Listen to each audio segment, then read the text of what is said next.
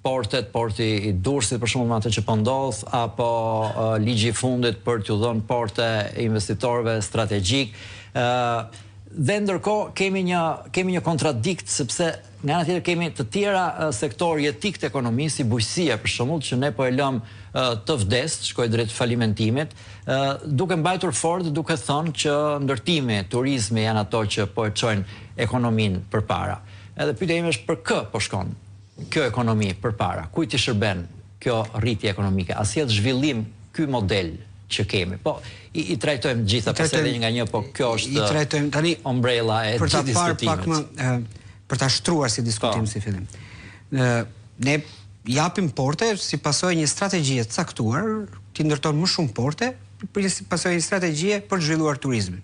Ky është koncepti që çdo vend bën investime të caktuara, duke dhënë koncesionin, duke ndërtuar vet, por arsyeja kryesore është të zhvillojë turizmin. Tani ne në vitet e fundit kemi pasur një numër jo të vogël turistësh, që do të thotë numri i turistëve në Shqipëri vjen çdo vit gati duke u rritur. Çfarë ndodh? Paratë e turistëve që vinë të shpenzohen në Shqipëri nuk ngelin në Shqipëri. Pikërisht sepse mungon zinxhiri për të shpërndar këtë paranë e turistit që vjen. Që do të thotë ai turisti që vjen përveç se hotelit që paguan, të gjithë pjesën tjetër të ushqimit që konsumon, të pijes që pi, të gjithçka janë produkte importi. Që do të thotë që një qeveri normale dhe një vend normal me disa ekonomistë të cilët mendojnë për zhvillimin e vendit, do të mendonin që hajde zhvillojmë zinxhirin e turizmit, që do të thotë paratë e turistëve që vinë të shpërndahen në të gjithë sektorët, se çfarë bën? Një nga arsyet për rritjet e çmimeve sidomos në zonat shumë turistike është pikërisht numri turistëve.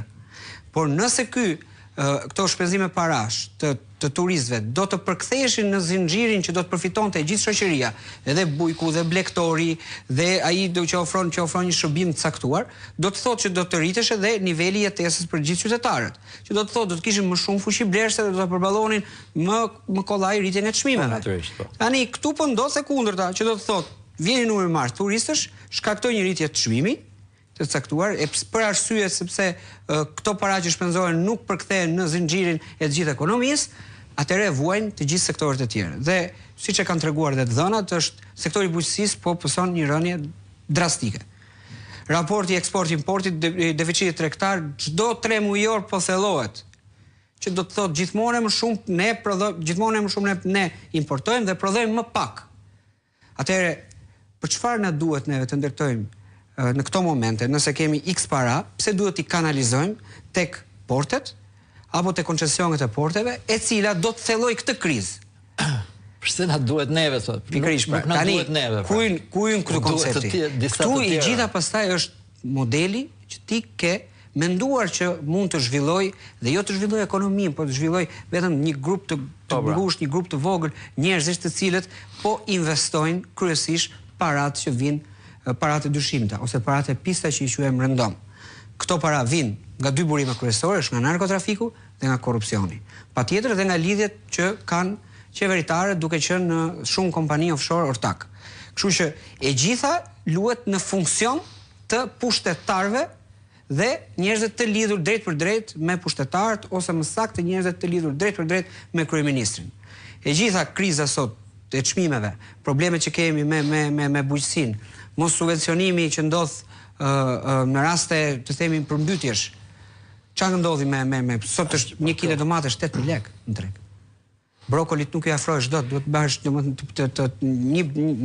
cop brokoli kushton 3.000 lekë. Kjo është çështja, po problemi është nuk ka shqetësim nga qeveria për këtë, për gjithë të zinxhirin që ti the që nuk fitojnë gjë. Unë nuk kam dëgjuar një ministër, një kryeministër që thotë jemi të shqetësuar për këtë, por nuk po dim se si ta bëjmë të gjë.